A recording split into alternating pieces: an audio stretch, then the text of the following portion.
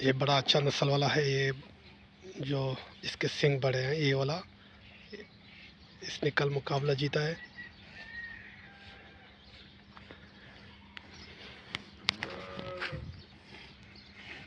इसकी हरकतें देखो।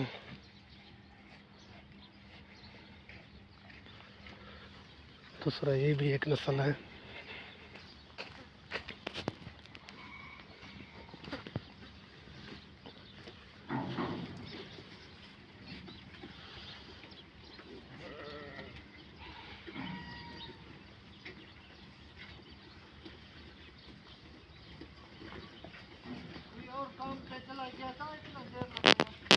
कब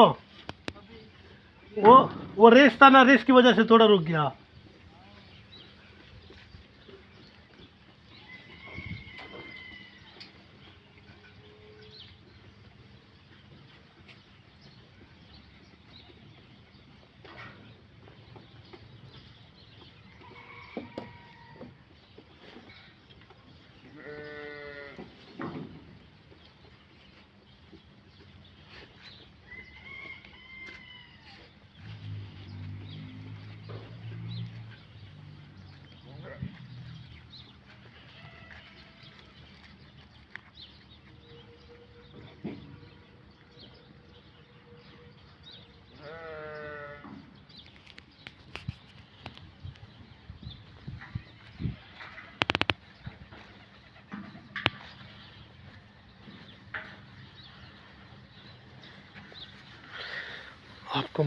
आप लोगों को मैं वो वाला दिखाता हूँ, कौन सा नस्ल अच्छा है।